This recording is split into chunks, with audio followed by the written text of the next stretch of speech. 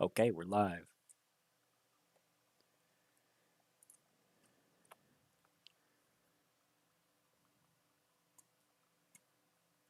All right, let's go ahead and get some people in here. Hey, everybody, this is Drew Demon, the Devil Stockbroker, and today we're going to cover the market close, focusing heavily on Mullen and a couple of other of our squeeze plays that we've been watching here. We got some important levels right now. Mullen is oversold on the MACD and the RSI with a cross on the MACD 15-minute chart, hovering right above $1.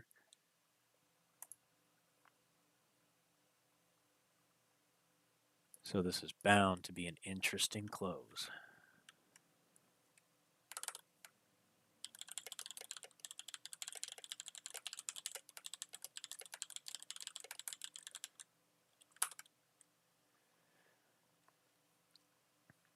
Welcome, welcome, welcome. Thanks for jumping in, guys.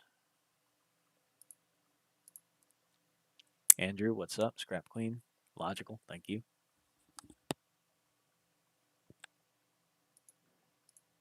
Will83, thank you so much for subscribing, my dude. Thank you.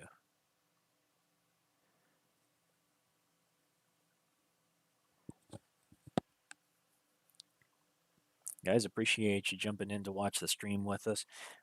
We're covering Mullen for the most part today, but we've got a couple of other plays that we're watching. We've got BKKT, we've got ALZN, AMC, GameStop, of course, as well as the IWM index or ETF, I should say.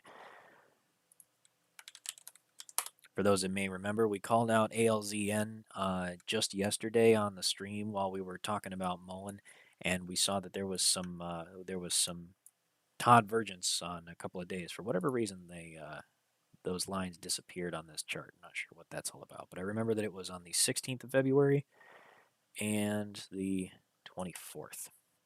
So these 2 days are marked as huge divergences for short exempts, and it pushed the it kind of popped a notification on our ScourgeBot.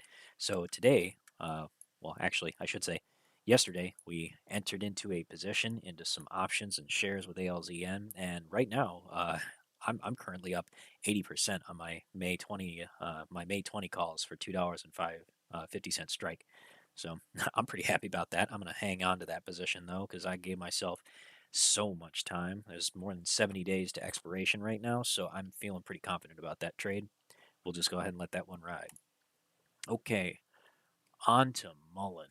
So I actually bought the dip. I entered into some extra shares at $1.30 because I wanted to kind of support the level, but it did end up breaking through that support level, hit a low of 86 cents, and bounced from there up to $1. So I'm going to recap on what's going on with Mullen for everybody who is new to this play that's been tracking this on Twitter and doesn't know what the hell is up. So Mullen or Mullen Automotive, Mullen Technologies is a car, an EV car company. They're a newcomer in the market, based out of Berea, California, not too far from Los Angeles. They are currently producing a new SUV hybrid and a SUV EV car, which is called the Mullen 5. As well as that, Mullen is also working with a Chinese car company that creates they've manufactured an exotic sports car, an EV sports car called the Dragonfly K50, which is pretty sexy. If you want to go ahead and Google that, it's a really nice looking car. But they're marketing that on behalf of Xiantu, spelled Qiantu, I think. It's Yeah, just look it up. Dragonfly K50. It's much easier to say that one. Peter Westwood. Yeah, anytime, my dude. Cactus Hour. Thank you. Okay, any possible entry on Mullen? Well, right now, $1 support is an excellent entry point. I actually averaged down just now. So what I was saying was I found some extra capital, and I went ahead and entered into I bought the dip at around $1.30, and then it broke through that level earlier today, And after it bounced off of this 85-cent dip, I was actually stuck in a work meeting at this time, so it bounced off of this. I would have liked to catch it down here, but that's still okay. I caught it at $1, so at exactly $1, I got my fill for some additional shares and calls, and I'm currently going to hang on to those. I I bought some $1 strike calls for March 18th with the intent to exercise them. I got those because I do intend to exercise, and currently the volatility has got my break even at around $1.40. But I think that there could be a run in this one, so I decided to go ahead and commit a little bit of extra capital to some short-term options. There's not many of them. It's not a very big position. Most of my position is now in shares, and that's the majority. I still have some calls for April 14th as well. So those are the $2.50 strikes. The one thing that I want to warn people about is that option. I got into those options very, very cheap. I got those for 10 cents. Okay. So I want to point out that my cost average on those is so cheap, and that's why I'm hanging on to them. People that are going into options now are buying a lot of volatility. Okay. You're paying a lot in IV and you're exposing yourself to IV crush. Right now, the price of $1 is honestly fantastic. If you even just look at what Mullen was trading at, even just at the beginning of the month, it was trading at $3.50. So Mullen absolutely has the potential to go back to where it was trading just earlier this month. But the thing is that this thing is being shorted by malicious hedge funds that we believe are participating in a what we think is a hostile takeover strategy. So is that's what all this has been about, really. Mullen is a really good car company as far as we're able to see. The only problem is that they're a newcomer to the industry. They are a new EV car play, and that's a competitive market now. Everybody's trying to break into that. The thing is that they have an excellent manufacturing process, and they bought a plant out in Mississippi, and they've got a partnership with the Durr Group, which, if you don't know who they are, they make the manufacturing process and materials for companies over in Stuttgart, Germany, which is one of the car capitals of Germany, for Porsche and Mercedes Benz. So the Durr Group is a big name in German and luxury and exotic cars. So the fact that they have a confirmed partnership with the Durr Group tells us that they are working on manufacturing process with them, and it's just as likely that the Durr Group is going to help them with getting their manufacturing process up to speed as quickly as possible. Now, a little background on Mullen's financials. So Mullen entered into a convertible debt securities agreement with some hedge funds, okay, namely Isuza Holdings and Equitas Capital. So I'm going to go ahead and pull up a filing, and I'm going to show everybody what is going on with Mullen. All right, this is a recent prospectus. I'm going to go ahead and pull this up here on my Firefox. Okay, so everybody should be able to see this 8K supplemental, or I'm sorry, this is a 424B4 filing. This is a prospectus supplemental notice, and this is not something that Mullen needed to disclose. Okay, this information was already disclosed in prior filings, and the new information that was included this is very interesting. But we'll get to that in a minute. So everybody that's talking about 228.5 million shares plus change, that is a real risk, okay? So this is the maximum number of issuable shares that are in a convertible debt securities filing for Mullen Automotive, okay? There are a series of hedge funds that have entered into a financing agreement with Mullen Automotive to provide them with liquidity to get their business started, okay? The problem, these hedge funds have a lot of known bad actors that have been caught by the SEC for creating toxic and malignant financing terms that are designed to destroy the company and dilute it to death. They have done this to multiple companies. Hell's Trading Floor is in an active investigation right now, which we're not going to go into too much detail of, but we have identified the players and they are named in this filing. So the prospectus supplement of this filing explicitly states the entitled selling stockholders are entitled to up to 228.568 million shares of common stock, par value of 0.001 per share. They are filing this prospectus to supplement and amend the selling stockholders table on page 13 and the applicable footnotes on page 14 of the prospectus to correct the maximum number of shares of the company's common stock that may be sold by each selling stockholder. This is very explicit language for a very specific reason. The individuals that are named in this filing include insiders as well as institutions that are involved in the financing agreements between Mullen Automotive and the individual hedge funds that provided that financing. How are they doing this financing? Is with a convertible debt security.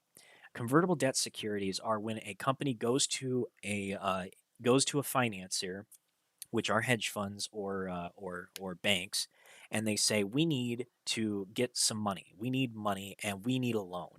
So there are two ways to get a loan. You can do the standard route of posting collateral and saying, hey, we have property or we have something of value, and we will post this as collateral in the event that we go bankrupt and we are unable to pay back the loan. And the bank says, great, here's your loan. You get X amount of dollars. Pay us back at this interest rate over such and such number of months. Okay? That's a basic loan. Same thing you do when you go get a car. A convertible debt security is a special type of loan where the collateral is with shares, but it works a little bit differently. Convertible debt securities work by the company goes to the financier and says, hey, we don't have property because we're a startup. We're a small growth company, but we do have stock. So how about this? We will post collateral in the form of shares. And what we'll do is we'll draw up an agreement that says you are entitled to purchase X amount of shares at a certain rate with a very, very nice price. We'll keep our price at, in Mullen's case, 68.77 cents. That's how low the price was for Mullen Automotive. Why would they agree to that price, especially when the funding was especially when the funding for Mullen Automotive was made at 15, when the price was currently trading at $15. Well, here's the thing. There are terms in this agreement which entitle these shareholders or these stakeholders, selling stockholders is what this filing refers to them as, is they are entitled to redeem 2.5 million shares at a time up to the total 228.5 million shares of common stock. And they get to redeem it for 68.77 cents. Now, they have a limit to how fast they can withdraw those shares, but here's how they've been doing this. They are limited to how much they can hold at one time, okay? The selling stockholder is only allowed to hold 9.99% of the stock outstanding shares at any one time. And Mullen I suspect, I do not know this, but I suspect that in the discussions about this, the company that came forward with the financing said, we promise we will never hold 9.99% of the stock at any one time. The problem is that nothing in the filing prevents these guys from selling their stock, and there's nothing that prevents them from selling it specifically to partners. And the thing is that these guys have 6 different partners who are capable of buying all the shares that these guys have been acquiring. So it becomes a handoff process where the one company that provided the financing says, hey, Mullen, we sold our 9.99% stake. And then Mullen's like, all right, well, great. And then they're like, by the way, we want a full stake again. We want our 9.99% of stock. And they're like, all right, well, you're diluting our stock. That's devaluing it. And they're like, well, we had a deal. We want more shares. Okay, fine. Here's your shares. That'll be 68.77 cents per share. And then they redeem it. And then the hedge fund's like, great, thank you. Immediately turns around and sells all of that stock over the open market to their partners. And then their partner gets a 9.99% stake. And then they go back to Mullen the very next day and says, hey, we sold all of our shares. We need some more. And Mullen goes, well, what the hell? You're diluting our stock and you're devaluing everything. This wasn't the deal. And they're like, too fucking bad. We had a deal. Give us our fucking shares. And then they have a gun to their head, legally speaking. So Mullen is forced into a position of diluting their stock to death while these guys pass the shares around to all their buddies who they're complicit with in order to take a hostile takeover. So that is part of what is going on here. This is a scheme to hostily take over Mullen Automotive and either destroy the company purposefully in order to prevent it from competing with a larger fund, or simply by selling their shares in order to drive the stock down at their expense, and the hedge funds profit from both the shorting and from the selling of shares that they've acquired from Mullen directly at such a preferable price that it doesn't matter how low the stock goes, they can still sell it for a profit. As long as the stock is above 68 cents, they still can profit from it. But even if it's below that, they can just get the shares and then short them and lend against them, and their buddies just short the shares and keep pushing it down. Here's where a market maker gets involved. When a market maker is complicit with something like this, the market maker understands what these guys' plan is. They know the stock price is going to go down, so the market maker helps it along. And they do that with naked shorts in the form of short exempts. The short exempts cause the stock price to fall, and they have so many naked shorts available because they're a market maker. And they know that the price is going down, so they're able to keep covering their own shares through these motherfuckers who keep taking the shares from Mullen that they agreed to through their financing agreement. So this is all a corroboration between 6 different hedge funds and a market maker who we have yet to identify positively, but we understand that they're involved because the number of short exempts is just so deep into the extreme that there is no other fucking explanation. 4.2 million shares. That's more than 20% of the float on this stock at the time, or it's just under 20% of the float, I should say. This stock is so oversold, and the only reason the market maker felt so confident doing this is because they knew they had access to shares. And this is manipulation, because they knew they had access to cheaper shares through somebody who was willing to sell it to them dirt cheap, and they were profiting on the way down, so they could easily cover these naked shorts. But here's where retail stepped in and they fucked up. Retail caught wind of this, thanks in no small part to our community, catching this bullshit and noticing that all of these are going to fail to deliver. So here's the thing. When a market maker short exempts a stock, they are exempt from the locate rule. The locate rule is the regulation short rule that you must locate a share which you can prove you can borrow before you sell it short. Market makers have special status where they can short without locating that borrow. But there is a caveat. In 4 days from the date of the trade, which is yesterday, today, the short exempts from February 22nd. So 4.2 million short exempts. These short exempts are now they failed to deliver yesterday. Whatever ones weren't located that they haven't covered, they failed to deliver yesterday. In 2 days from the date of failure to deliver, when they become failures to deliver, those FTDs are due for closure. The market maker is required to close those in order to prevent them from being restricted on borrowing and selling stock. If a market maker gets rejected on borrowing, they are no longer able to fulfill buy orders by borrowing stock. So having outstanding failures to deliver is so massively destructive to the market maker, because if it happens in such an extreme amount as this, it will get the SEC's attention, and this will cause a problem for them. So if they do not cover these, they will not only have the SEC pounding at their door like what the hell is going on, but they may be restricted in selling this stock and shorting other stocks, which would cut into their profits so badly that they may have to shut down operations, which for even 10 minutes will cost them hundreds of thousands of dollars. For days, it numbers in the millions. They cannot sustain those kinds of daily losses. If market makers are not constantly making a market and providing liquidity to the market, it will be disastrous to them. And that can actually lead to a loss of control in other positions. So it's far better for them to cover these positions, take their lumps, and mitigate the damage to prevent a much bigger market move elsewhere.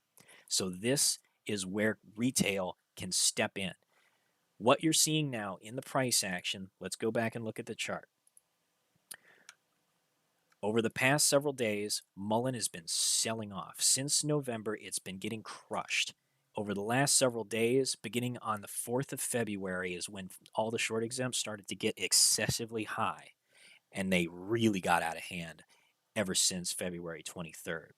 And on the 22nd and 23rd, those failures to deliver, these are the 2 days where the failures to deliver were over 4 million. Or I should say the short exempts were over 4 million. That's so excessively high as that I've never seen it before. I have never seen so many short exempts except during the squeeze for AMC and GameStop.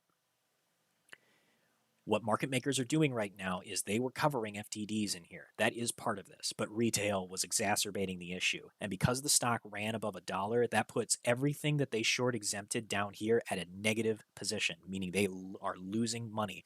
And if they have to cover it higher than $1, they're going to take losses. However, if the price goes higher and higher and higher than $1, they're still going to have to cover at the market price. And right now, they do have access to a lot of shorts.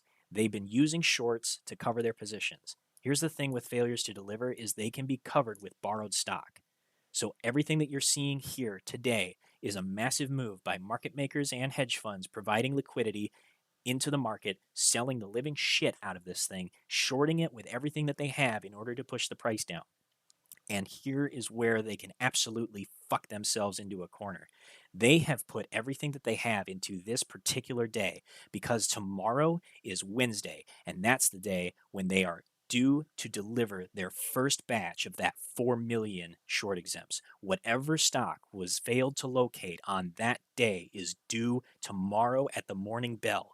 They are going to do absolutely everything that they can to push this down as far as they can, but they have exhausted a ton of ammunition today. This was a ton of shares. Over 468 million in the volume traded today. Yesterday was 631 million, and I guarantee, well, I can't guarantee anything, okay? Let me step back and calm down. It is very likely that retail was a good portion of this, probably between 30 to 60% of this buying. With the FTDs that are looming over these market makers, this is going to be an extremely disastrous day for them if they cannot push this thing down below $1. But it'll be even worse if it goes back to where it was when it nearly touched $2. And the higher it goes, the more explosive the following moves will be because they will be forced to cover at the market price. And the fewer shares that are available, the higher the price goes, the fewer shares that will be available because these hedge funds that are redeeming shares from Mullen must be redeemed only in $2.5 million batches against the market price. They can only be redeemed at $2.5 million total par value for the shares they redeem. So if the price goes to $1, that means they can redeem 2.5 million shares. But if the price goes to $2, then they can only redeem 1.25 million shares. You see how that relationship works. If the price goes to $2.50, they can only redeem 1 million shares. If it goes to $5, they can only redeem 500,000 shares. So understand, the higher the price goes and the faster it goes up, the less shares that they can redeem from Mullen at a time. And that will put them in a position so that they cannot cover quickly enough. The faster the price goes up in the next 2 trading days, the more explosive the following move will be that will absolutely smash the market maker and the hedge funds that are playing these stupid games.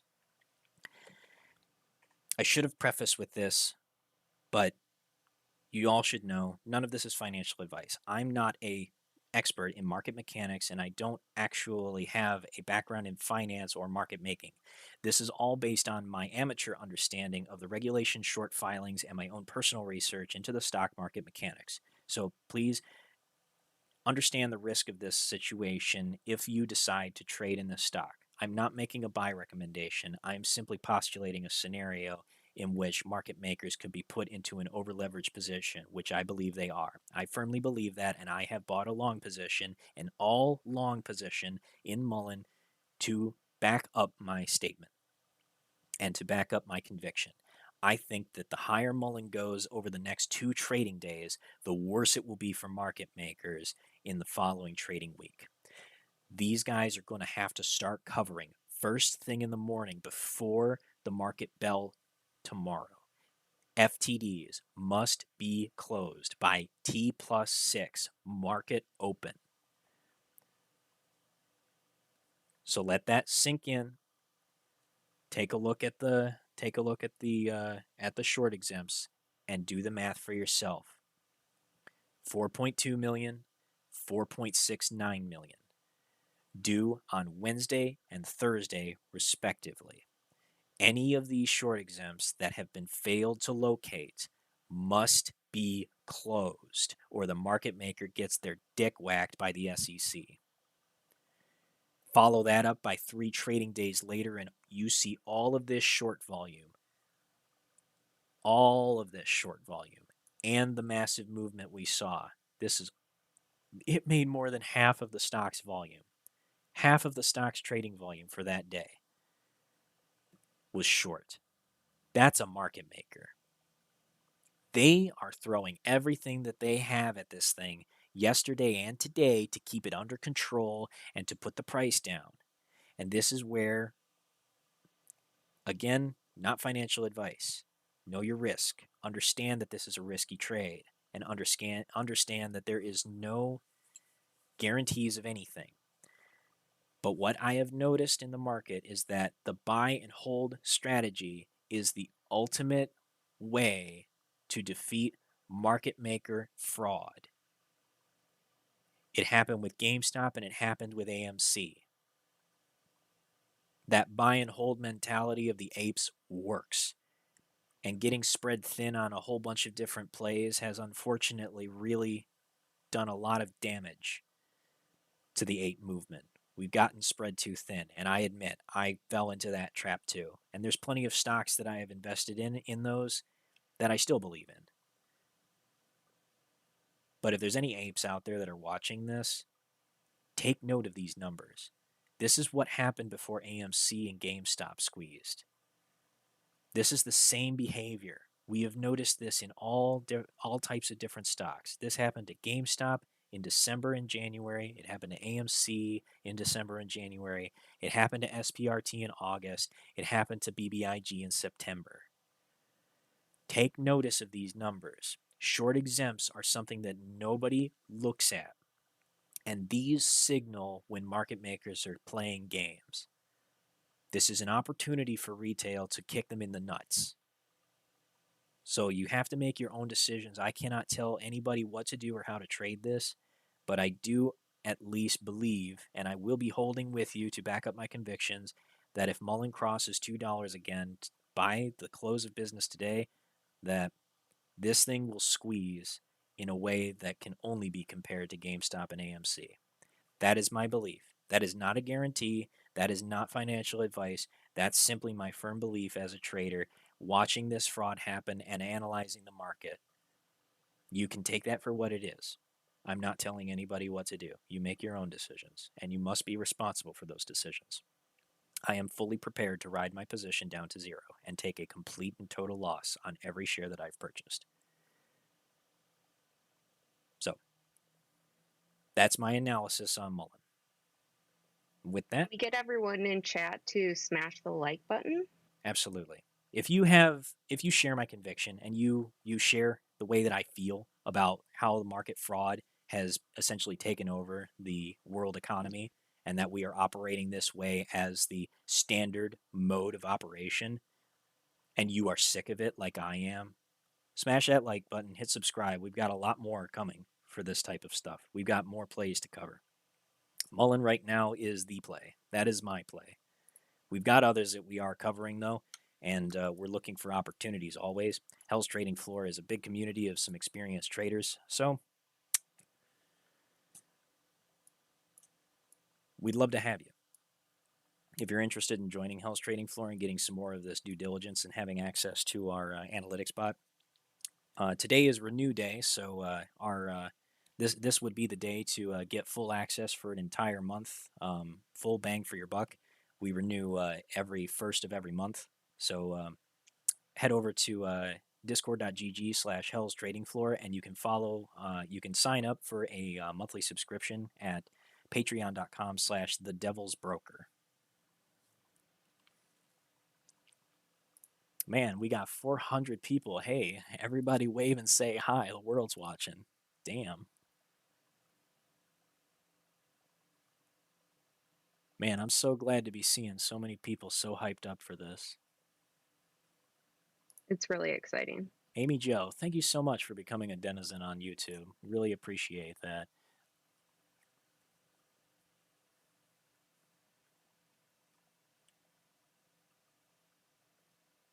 Thank you guys so much for being a part of this. So, right now, looking at Mullen, we've got a critical area of support. Okay, like I said, these guys are trying to knock this thing back down below $1. The reason why they're trying to do that is because they're trying to put Mullen at risk of delisting. Okay, um, delisting for the Nasdaq is below $1 for more than 30 trading days. These guys have been really trying to push this thing down for that long because honestly, the more bearish the outlook, the better it is for them because they can acquire Mullen cheaper and cheaper and cheaper. Even after they've diluted this thing to death, if they can get the price down that low, they can continue to buy more and more shares that are traded out in the market, and eventually Mullen will essentially suffocate beneath the waves.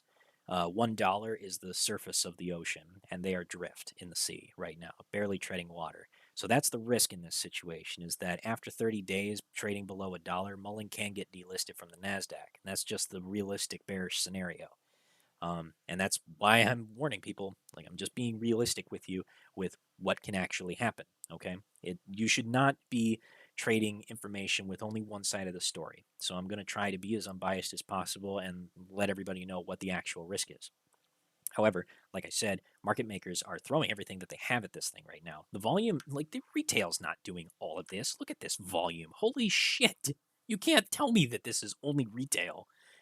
And news is going to paint this like this is just retail facilitating a short squeeze, and just like the short interest didn't actually appear until the 25th of February, when they had no choice but to throw real shorts at it when the price was going up. Retail was causing the price to lift, so they had to smash it down with something, and they ran out of options. Now, they have quite a lot of control over this stock, and that's why everybody needs to be aware of how risky this is. But look at this. It was forming an inverse head and shoulders, and now they're trying to break that technical pattern because they know day traders look for shit like that. And if the day traders come in there and throw their hundreds of thousands of dollars into this stock, they'll absolutely get their asses crushed. Market makers have an insane amount of control in this market. It's disgusting. And they're able to bypass all of the laws and exempt themselves from the regulations whenever they decide they want to. People probably don't know this that are new to the channel. Since we're talking about short exempts, did you know that do you know who decides when a short exempt is acceptable? The market maker does. It's actually defined by their quote internal policies. Isn't that stupid as hell? That a market maker, which is responsible for literally all of this dumb shit. Look at this fall, this dissension that's been going on for months in a perfect straight sell off. That's all market makers and hedge funds colluding to crush this company. Now, I'm not here to name names. You can go do your own research and draw your own conclusions. But as soon as I'm done with this investigation and put everything in front of the SEC, Lord knows if they'll actually do anything, but assuming they do, then these guys should be fined millions of dollars. I would ideally like to see them fined and thrown in prison, and their funds rendered defunct. That would be poetic justice, and return all that money to the traders who were victimized in all of this bullshit, because there were people that bought at the top when it was at $15. This company had a great outlook. And let's actually talk about what they actually have on the table. By the end of Q2, they've estimated that they'll get their first batch of their Mullen 5, which is their new EV SUV, is going to be up for sale. They'll get the first batch going out to their dealerships, ready to go out onto the market. Like, how is that bearish news? They're finally going to be selling their own personally manufactured product here in the United States, a real American EV car company. and not something that's just like a hashed together redesign of a Ford or a Chevy or another GM car. Like this is an original American car company creating its own designs with EV technology. And the thing is getting just absolutely obliterated in the markets. And notice that that also happened to Riven and Lordstown Motors. Those also got smashed by shorts, and a whole bunch of bullshit articles from Hindenburg and other short reports. All those guys that were colluding to come up with all this bullshit nonsense that gave everybody a bunch of bearish news of how terrible Lordstown Motors was. And of course, their company's stock fell. Of course it did. Because everybody listens to these short reports. They're given so much exposure. It's a huge problem. Massive, massive problem. It really does need to be dealt with. If the SEC doesn't step in on this shit, like, I really have lost hope for the market's redemption.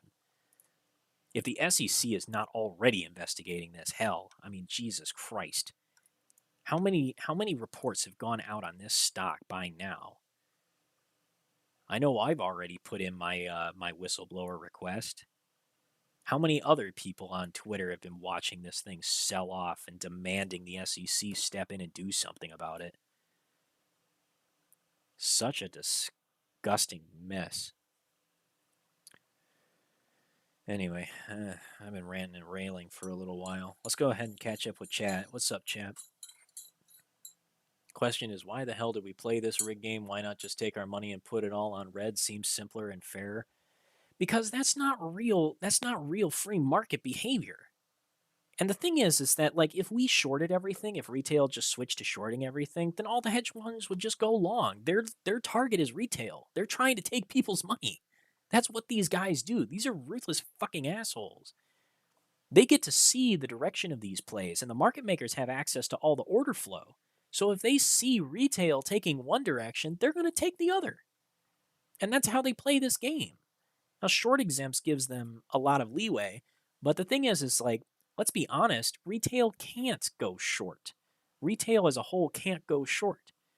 Because in order to go short, you have to have access to margin, and you have to have a certain amount of maintenance requirements. You have to have a certain amount of capital in your account. And if you're shorting, then you're probably a day trader. And if you're a day trader, you have to have $25,000 in your account to get around the pattern day trader requirement. Otherwise, you get restricted after your fifth trade. Sometimes you get restricted after your fourth trade, depending on your broker.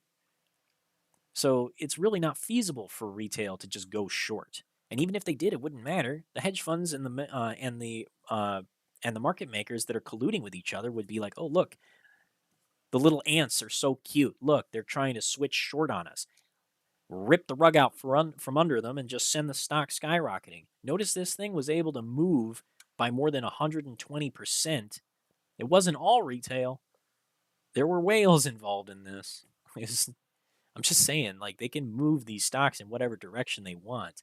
The only thing that actually works is when retail as a whole puts all their money in the same direction. And that's the same thing that hedge funds do when you think about it. Hedge funds are just millionaires that are pooling all their money under the same account and telling somebody with actual financing experience, hey, trade this for us and make us more money. And they will do anything to make that happen. That's just how this game is played. The only way that people make money in this industry is by finding victims to fuck over the rail. That's how people make money on Wall Street. That's why we talk about how ruthless they are. Let me throw out another scenario for you. Did you know that 2 weeks before the planes crashed into the Twin Towers on 9/11, there were over 10,000 put contracts opened against United Airlines? It was the most ridiculous out the money put bet on United Airlines, one of the airlines that had their planes hijacked, 2 weeks before it happened. And you know what fund did it? It was a fund that was opened by a former director of the U.S. Intelligence Agency Committee. I can't remember which agency, if it was FBI, CIA, or National Security. I can't remember. But if you go and dig through all the details, this is highly suppressed information. but that information was out. Somebody knew what was going on and they shorted it. They may not have known exactly what was going to happen because they did not redeem those puts after they won, but they did make that trade. They knew something was going to happen. Let's talk about the MGM casino shooting that happened in, what was that, 2018, 2017? Did you know that a few days before that shooting that there was a massive set of put contracts and shorts that targeted all of the casinos, specifically MGM Grand Casino on the Las Vegas Strip, days before the shooting? That's not a freaking coincidence. People know things are going to happen before they happen. This is the kind of shit and the kind of information that these hedge funds have access to, or may even be facilitating. And nobody wants to talk about it, how dirty and nasty this game is. Like there's some deep shit that goes down on Wall Street that nobody looks into anymore. The story gets suppressed and people forget about it. We have a short attention span as a society. It's really terrifying, the things that have happened. Like, and you can like call me a tinfoil hat if you want to. Like, that's fine. I'm not going to fault you for feeling that way. I'm just saying there have been a lot of events in the stock market, or I should say, there have been a lot of events that in history which was precipitated by a move in the stock market. There is a lot of corruption in our society. Ferry says, if I ever become a lawyer, he'll want me on his side. Yeah, I'll never be a lawyer, man. I'm sorry. I can't do that. I mean, one, I couldn't even possibly study that long. I'm just not up for it. Can we see how BBIG is not moving for some reason? I mean, we could. BBIG is another situation. I'll go ahead and pull up the Scourge data just to see if BBIG is doing something similar. Let me go pull this up onto Firefox. Here's BBIG's data. Yeah, see that boat was missed. The oh, there we go. Short exempt volume, 5% short exempt ratio. This is what we're talking about. Okay. Now here's the thing: when short exempts are used legitimately, they're meant to provide liquidity when there is an illiquid market. So if the stock is running and it's just out of the market maker's control and they can't borrow stock fast enough, the way that short exempts are supposed to be used is they go and say, we need to take a short exempt. So they short and fulfill the buying order. And then they go out and find a share later and then deliver it. And it's supposed to happen like it's really supposed to happen within a matter of seconds. It's supposed to happen as fast as possible. When it becomes malicious is when they're using these short exempts in order to control the price and suppress it and prevent it from getting out of their control. Because the thing is that the market makers make their most money when the stock doesn't move at all. Or if they can control it with these short exempts and take a bunch of naked shorts, they can push the price down by a few cents or a couple dollars even, and then they can pick up all the shares out of the market and then fulfill those, and then they get to keep the profits that they made from that naked short. So it's a really shitty and corrupt game because market making has become, honestly, like, market making is not very lucrative anymore if you do it legitimately. And that's why the whole structure of the stock market needs to be changed, because market making is no longer really a profitable thing. If you're acting as a market maker legitimately and keeping the spread tight and providing liquidity to the market, you're losing most of the time. They make microcents off of movements in the stock price, and if the stock moves too quickly, like if there's a sudden run in one direction or the other, they usually lose because they can't cover they have to take the other side of the buy orders or the selling orders in order to fulfill those trades. So they're honestly not in a great business anymore. But the thing is that they have so much liquidity and so much power now, and they have access to all of these other systems and these methods and tools to short the market and take directional trades without restriction and without having to cover immediately. They can delay things and delay it and delay it and delay it. And that delay gives them the amount of time that they need to cover at a better price. So that's the thing. Like, as a market maker, if you're doing it honestly, you're not making money. And if you're as crooked as possible, it's literally survival of the most fundamentally and morally bankrupt. That's what it is. The U.S. is obviously corrupt bureaucracy. I don't know, man. It's hard to argue with you.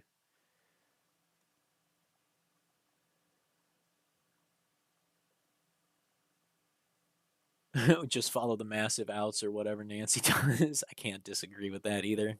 Nancy Pelosi is possibly the most skilled trader that has ever lived. I can't believe that she has such a phenomenal win rate. Somebody should go and find out what trading book she read.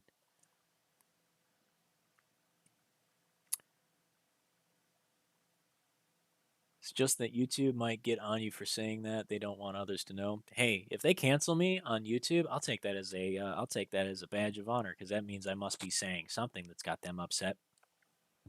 I can't wait for them to ban me. I want that to get everybody's attention. Notice what I was talking about. Notice what my video included. And as soon as I got a little bit too loud, I got smacked off of the platform. Please, do me the honor. I'll happily be your fucking martyr.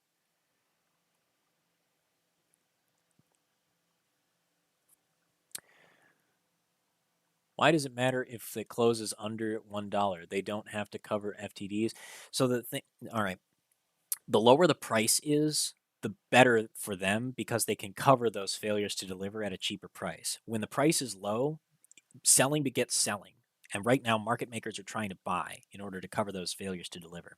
So, yes, they have to cover those failures to deliver. And they're trying to get the price as low as possible to one, scare people out of their shares, two, drive the liquidity out of the market, three, get options to expire out the money, four, cover their FTDs as cheaply as possible. Okay, that's their end goal. Once they achieve that goal, if they get it down below $1, then that means that some of their short positions are actually going to start making them money, and they'll be able to cover with money that they gain by defrauding these people. So the higher this price is above $1, for one, if it stays above $1, it keeps Mullen off of the delisting shit list for the Nasdaq. That's the main thing. We want to keep Mullen above $1 because that takes them off of risk for delisting by the Nasdaq. The next part is that staying above $1 puts all of those short positions that were opened up here in a negative. So look at what the closing price was here. Starting at it was closed at $1.03 on what was this? It was the 15th. So all these FTDs from short exempts that were outstanding yesterday was phenomenal. 1.8 million of these. If even 10% of these failed to deliver, that's 180,000 shares. It's 180,000 shares that failed to deliver. That's 180,000 FTDs. It's probably more than that, but we're going to find out in a few months. That's the thing is that the failure to deliver data needs to be disclosed instantly. Like the fact that I can't get the FTD data is stupid. The SEC and FINRA absolutely have the ability to report that data instantly in real time. There's no reason for them not to disclose that along with the short exempt volume. But that kind of transparency isn't good for them because they're getting kickbacks from these assholes that are working in Wall Street facilitating all this fraud. Obviously, I can't prove that, okay? It's more tinfoil hat shit, all right? So I'm just telling you what I think is going on is that the whole industry is corrupt. I think the whole fucking finance and the stock market industry are corrupt. And they're the rich get richer, okay? That has never changed. The aristocracy and the elite of our society have always been. And some people might rise out of their stations. And thanks to our free and democratic society, where free market capitalism is able to, somebody can invent the new greatest thing, and lift themselves up to multi-billionaire status. It happens, but this system is not designed so that everybody can be on equal footing. Look at the median income rate for households. Single household incomes median is like, God, it's like $42,000. It's like $40,000 for a single family household. That's the median. The average is lifted up by all of the super wealthy elites because they have so much money. They skew the average and lift it all the way up to like, I think it's like $68,000 household income as the average, but the median let me explain what the median is. The median is the marker between 50% by population. So the median is for single family income is somewhere in the range of like $40,000 to $42,000. That means 50% of Americans in single family household are making less than 42,000.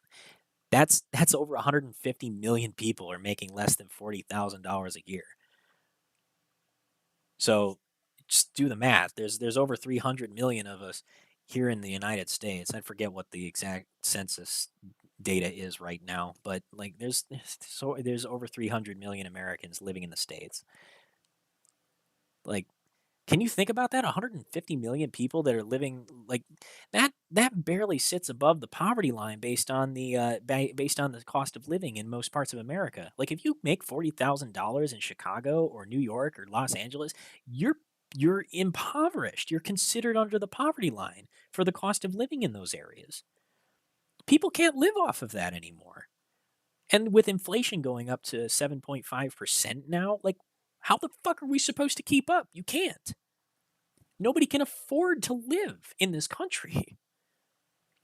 Inflation and the rent crisis and the housing crisis and all of this shit back to back with COVID, it's completely exacerbated this entire financial disaster to the point where like we're teetering on the brink and maybe we're even over the edge and in free fall right now and we just don't know it. There's so many people that are going to be at risk for going homeless because these fucking greedy assholes are just unwilling to let go of their stupid, absurd amounts of money that they'll never be able to spend in their entire lifetimes. If you guys want a lesson on how serious the income gap is, go back into my history and my videos, and you will look at one. Well, here, I'll just pull it up for you here. It's, let's see.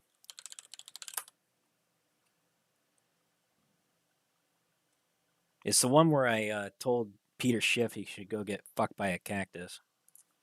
It's everybody's favorite video.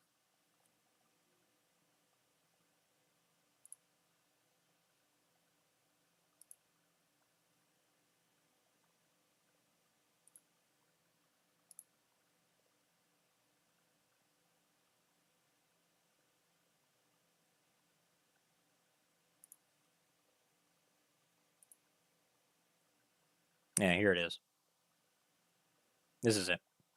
I'll drop this in chat. If y'all want to, if you all want to watch, it's a long one. Okay, it is a long one. It's over an hour long, but it is a lesson on how severe the income gap is. Okay, and it begins with how I am so frustrated with Peter Schiff, who is a basically he's a big guy that called out the stock market and the subprime crisis back in 2006, then saying that it was going to happen within a year or two. He basically predicted the crash just like Dr. Michael Burry did back in 2006. Okay, and he's a big trader in gold and metals. But he basically said that to successfully fight inflation, the government must eliminate its $3 trillion annual budget deficit on the backs of the middle class, saying that the middle class needs to pay for the $3 trillion budget deficit. Like, we don't even have that much money put together. There's no fucking way. It's such insanity. And it's so frustrating to have like some elitist asshole from Wall Street tell me that my taxes need to pay for the irresponsibility of Wall Street and how badly fucked the government made our budget. Like, oh my God. And we got to pay that budget deficit every single year. How about we go take it out of the Senate's paycheck? What about that? Have we thought about that? Nancy Pelosi made enough money to pay like a good, pay down like several hundred soldiers' salaries. Why don't we just go ahead and take all of the military funding and put it into the stock market based on Nancy Pelosi's trade? She'll be able to cover the whole deficit in a fucking week. This pisses me off so bad. Let's get back to trading. Mullen is hovering at about $1. All right, there's heavy the volume is really low now. Let's see. Let's go look at this on the 5-minute. Yep, volume's really died off here. Okay, this is where retail can do some damage. So if there's a mass entry of I'd say about let's see, how many shares did we trade today? All right, we traded 486 million shares today, which is, by the way, Jesus Christ, that's more than 120% times their float. Good God. Tell me there's not fraud in the market. Please, somebody come up here and tell me that there's no fraud, that this is totally normal. Jesus. All right. So let's just look at the last hour, actually. In the last hour, we've only traded. Yeah. This is the weakest power hour that we have seen. Look at how little. There's somebody saving up for something. Somebody is saving up for something. Ooh, boy. This volume candle for power hour is so tiny. Something big is coming. This is just a feeling. Like, I don't know for sure, but like, look at all the volume that we traded throughout the day, and this is power hour, and there's nothing. It's just nothing. That's bizarre. Boy. Boy. All right. So this is my ongoing thesis, right? Short exempts are going to come due tomorrow morning, right? All those failures to deliver that are due tomorrow, they have to be covered by the opening bell. So something is going to happen. They're either going to cover in after hours or they're going to cover in pre-market. They have to. They don't have a choice. All of this movement here was to get retail the fuck out and trying to scare people out of their shares. There's going to be a reaccumulation. They are going to have to cover those FTDs. I don't know how many there are going to be, but they're going to have to cover whatever's left.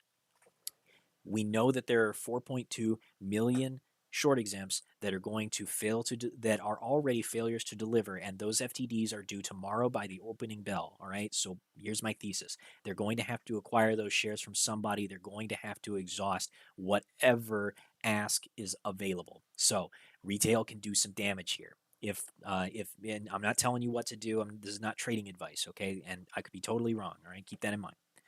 But if there is going to be a big move and they have not accumulated all those shares to cover the FTDs that they have lost yet, then now would be the best opportunity. Like, this is literally what I think is the last chance. Any big moves that are going to come are probably going to come in after hours and pre-market, and probably shortly after the opening bell tomorrow.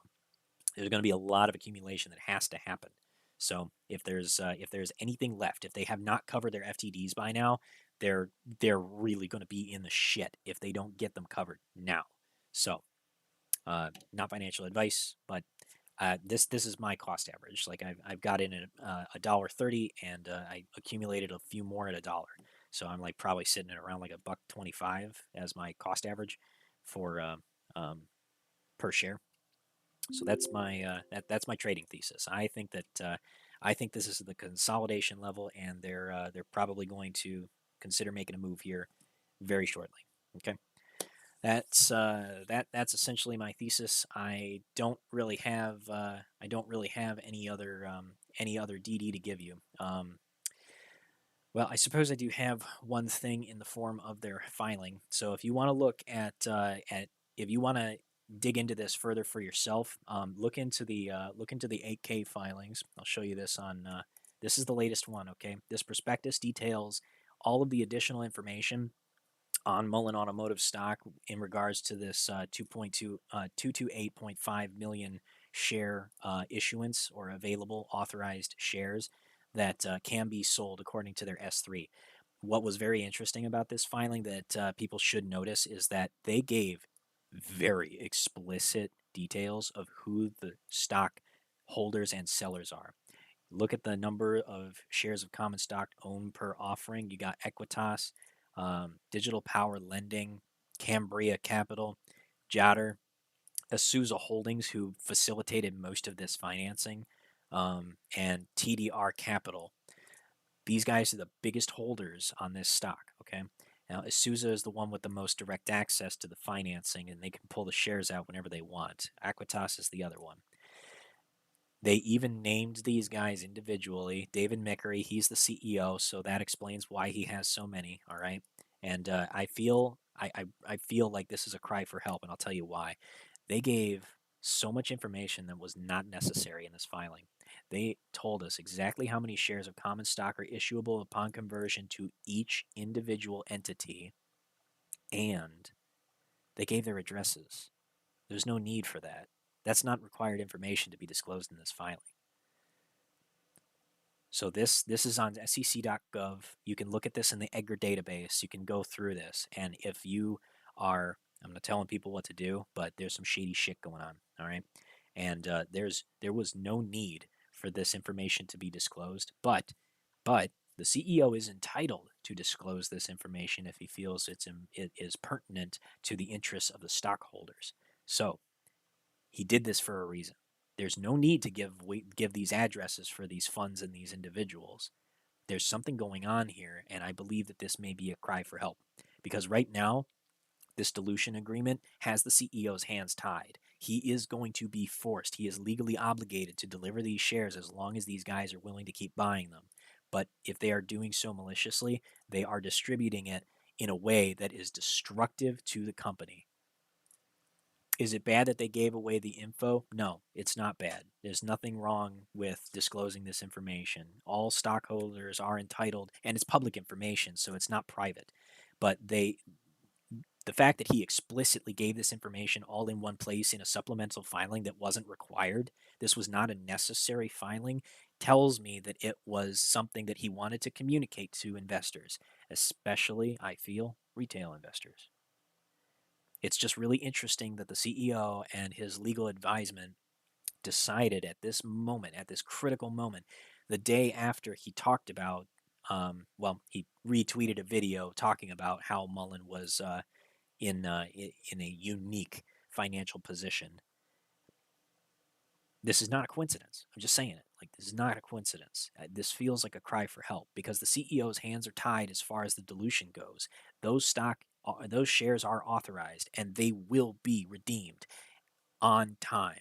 And whoever has an interest in seeing this company die wants their share price as low as possible when they redeem those shares. And there's a market maker that's currently over leveraged on their positions. Again, short exempts. That's a lot of short exempts that are due tomorrow. We need to really, really be thinking about this. Now, I'm also not here to toot my own horn or anything, but this data helped me predict AMC's squeeze back on May 25th. I saw this data come through on AMC on May 25th, and I took a massive position on AMC. This data, this data came through on SPRT in August, the first week of August, and it told me to buy options and shares in SPRT, and it squeezed in late August, and in early to mid August, this data told me to buy BBIG before it squeezed to $12. This data is significant. I promise you. I'm telling you, short exempt volume is important. Nobody looks at it, and I think that there are signs that you can derive from this data. Every single squeeze that has happened in the market this past year in 2021 has been preceded by massive spikes in short exempts. It's not a coincidence. It's happened every single time. And this is the biggest one that I've seen yet. That's why I have so much conviction in this play. That's why I have no problem with holding this thing to zero, because I don't think it's going to go to zero. That's just my opinion. You do what you think is right for you. I'm not telling anybody what to do, but I am telling everybody that will listen to me that short exempts tell you if market makers are doing some funny shit.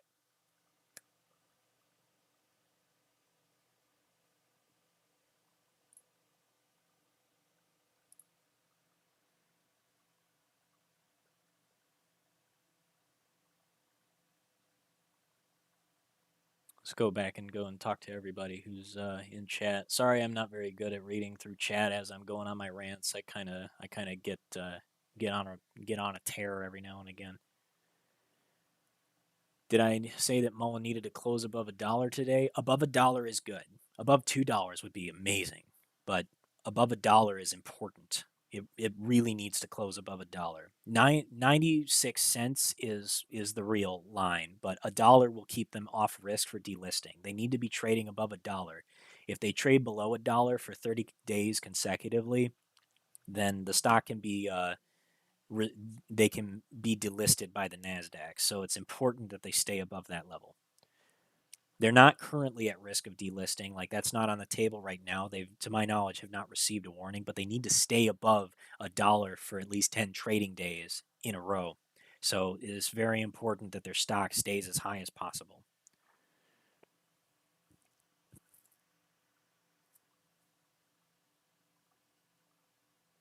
Zaggard, I see you there. I'm lucky to be where I am with my job. Most of my friends have food stamps to survive.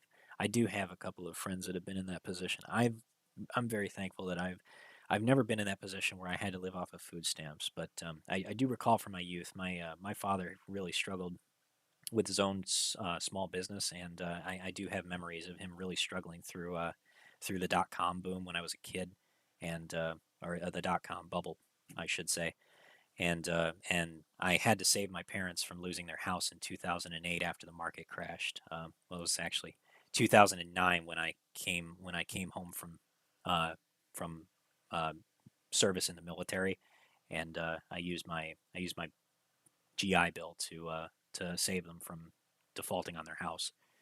So I really I've seen what it does to people. I am at least familiar with the kind of strife and the pain that people deal with financial uncertainty. And I want to help people. I want to help people save themselves from that. That's why I believe it's really important for what happens now with Mullen. I have the utmost conviction that this stock is actually a good company. Like I do think that this is actually a very good company. I think that the EV industry isn't going anywhere, and there's going to be a huge need for it now that we're getting away from Russian oil, thanks to Putin and his lunacy.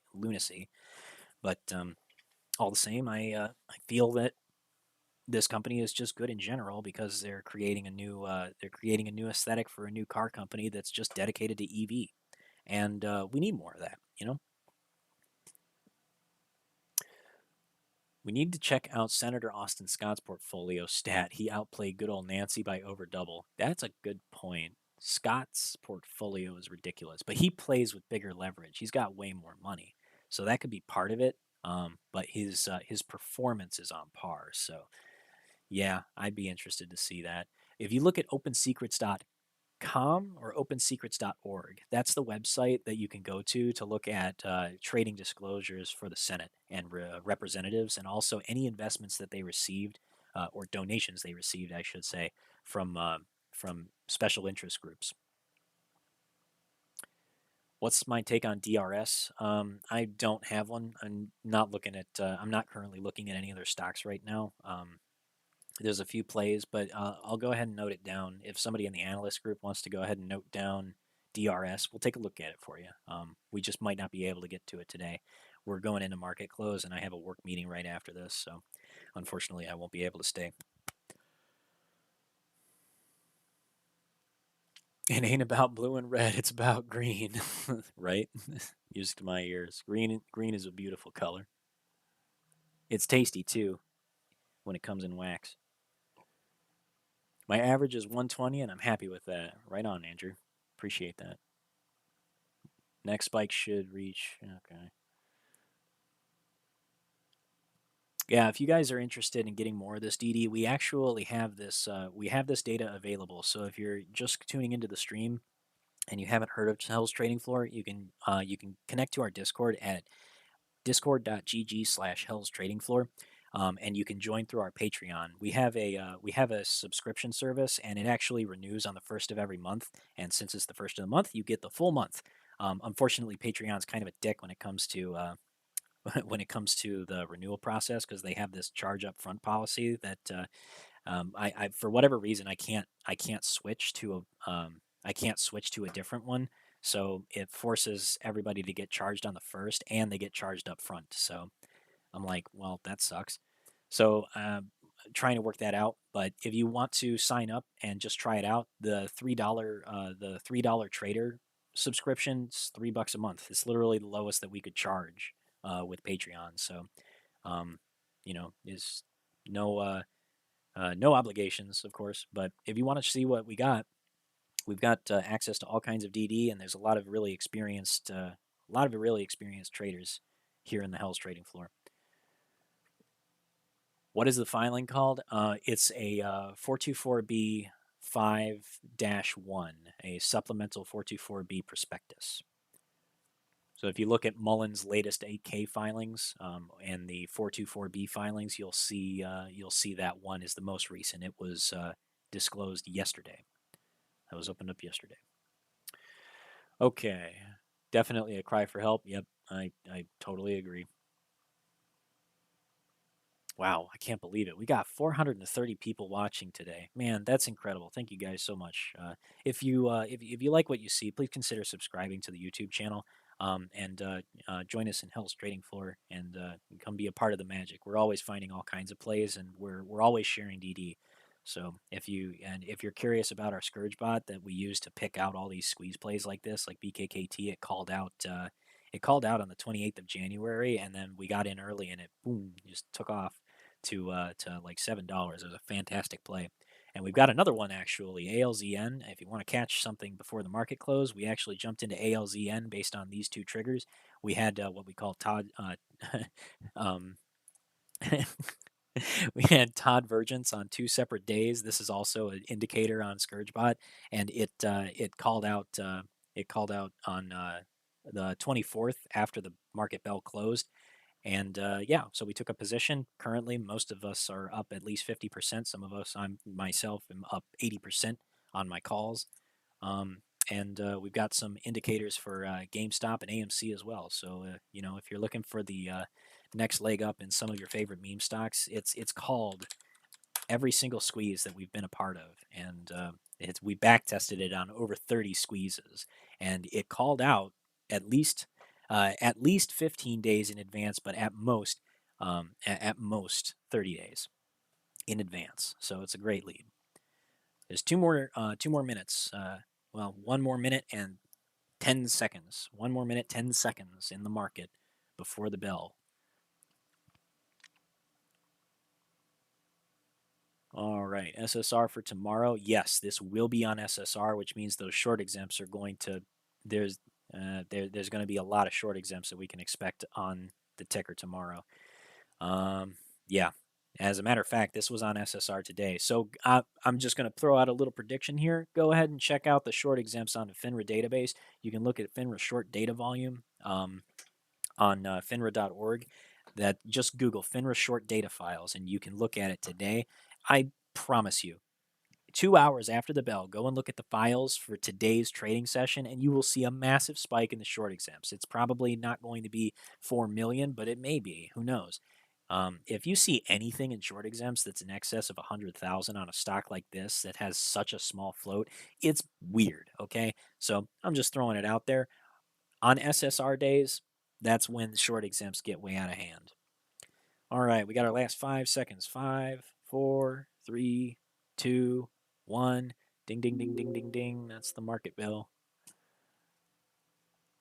All right. Managed to keep it above $1 for one more day. This is going to be a tough fight. Market makers are not keen to see this thing survive for very long. Whatever is going on with Mullen, I really truly believe it's malicious, and that's why everybody needs to be fully aware of all of the factors here. Okay, there are real risks that have to do with this market, and as much as I put on my tinfoil hat and scream from the mountaintops about how corrupt it is, that doesn't mean that I think that this is going to be a sure win. It's not that I believe that this will be easy. This is absolutely going to be difficult. There's a lot of odds stacked up against us, so nobody should have any illusions about that, and that's why it's important to do your own due diligence and be fully aware of what risks you're taking when you are making any trade, because there is no such thing as a safe trade in the market. It can do anything. Thank you guys so much. Thank you so much. I really do appreciate it. It's really cool that we got to have so many people here in the stream with us today. Really enjoyed having you all here. I unfortunately am going to have to bail for a work call, so I'm going to say goodnight for today. If you guys want to consider joining us in Hell's Trading Floor, you can check us out at discord.gg/Hell's Trading Floor and sign up through our Patreon at patreon.com/thedevilsbroker. Thank you guys so much for tuning in, and we'll see you guys next time. Oh, and have a hell of a time in the markets.